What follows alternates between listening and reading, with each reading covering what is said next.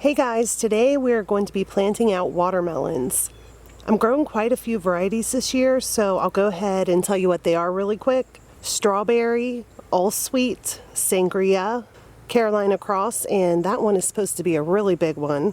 Silver Yamato, Blacktail Mountain, Leelanau Sweetglo, Alibaba, and Congo. I'm also growing a couple of Athena cantaloupes, not watermelons, but I'm planting them today with the watermelons, so they're going to be in this video too. I'm going to be growing these in 3 different areas of the garden.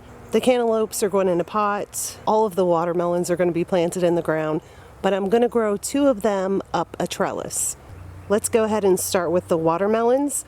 I've been growing watermelons in the same spot for several years now. And this year I'm going to rotate them and put them in another spot in my garden. If you've watched my videos in the past, then you know I have very heavy clay soil.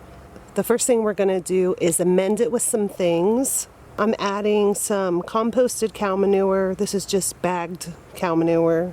Some mushroom compost, old potting soil, some moistened peat moss. The old potting soil and the peat moss is just to help break up my clay soil a little bit. There's also some aged chicken manure in here from my own chickens. This area in the garden has been mulched in straw for a few years now, so there's also some decaying organic matter in here. Watermelons prefer a loose sandy loam soil, and if you have clay, you should definitely do some amending to loosen things up a bit if you can. Putting leaves in the garden in the fall really helps a lot with this. You can till it in or just let them break down over time. Either way, they will add some nice decaying organic matter to your soil. Once I spread everything out and mix it in a little bit, I'm going to add some blood meal to the planting area. Over time, it's going to release nitrogen into the soil, which will help my watermelons grow long vines and big, healthy leaves before they start producing flowers and setting fruit. In my experience, you want big healthy leaves on your watermelon vines, nice long vines. You're going to get the best fruit from plants that look like that to start with. Unless of course it's a bush variety, then you're going to have smaller vines with those plants. Once that's done, I'm raking over the area just to even out the soil. People ask me a lot why I don't grow my watermelons in hills. I know on a lot of the backs of seed packages it says to build up a hill and plant your seeds in the hill. You can do that if you want to. I don't do that. Even though I have clay soil, my garden is on a slight slope, so it drains pretty well actually. I don't get big puddles of water after it rains in my garden or anything like that. I covered the entire planting area with landscape fabric. This does a couple of things. Number one, it cuts down on weeds. The vines will spread out across the ground, and I don't want to be stepping on vines just to pull some weeds.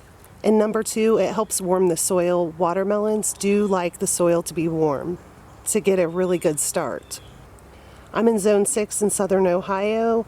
Using plastic in a very hot climate might not be the best idea. I have no experience with that, so check with your local extension office to see if using black plastic or landscape fabric is right for you. I usually end up throwing a little bit of straw over the plastic once my plants start to vine out 3 or 4 feet to help with moisture retention. I don't move the vines around to add the straw. I just put it down in the bare areas, and the vines eventually cover over those areas and take over the entire area plus other parts of the garden. It's also helpful when it's windy outside. If you have a thunderstorm, the straw layered up there gives the vines something to grab onto so they don't blow around as much. This area really isn't that big. I'll measure it and put the size up on the screen.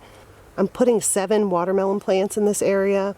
Watermelon vines grow huge, so it is kind of crowded, but I let my vines, as I said before, kind of ramble out into other areas of the garden. These plants were started under grow lights in my house. I have videos on how to do that. I'll post a link down in the description if you want to see. Of course, you do not have to start your seeds indoors. You can always just plant the seeds out in your garden. I'm cutting an X here in the landscape fabric. I'm not going to unwind the roots or anything like that. Watermelons do better when you don't mess with the roots.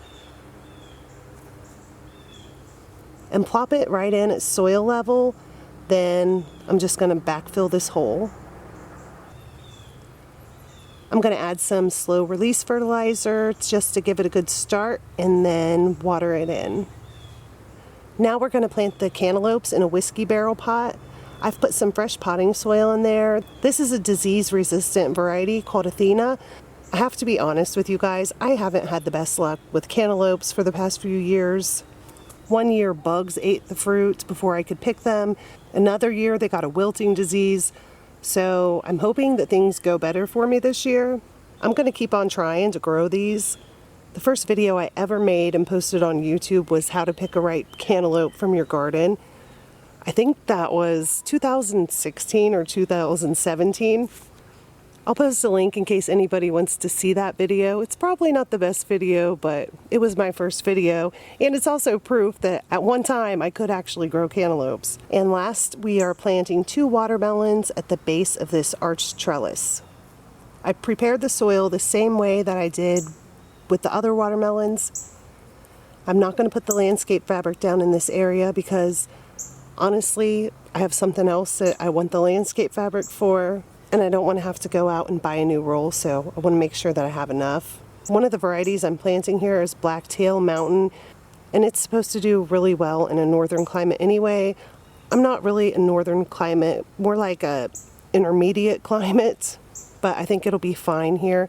And I've grown watermelons before without landscape fabric. I just prefer to use the landscape fabric most of the time. The other variety that I'm planting here is Silver Yamato, and it's a white fleshed watermelon.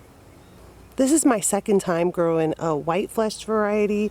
Before I had a YouTube channel, I had grown a variety called Sugar Lump 2 or 3 times, and it was pretty good. Once they start to grow, I'm going to train them to grow up this trellis. I'm not really sure how big this Silver Yamato watermelon gets.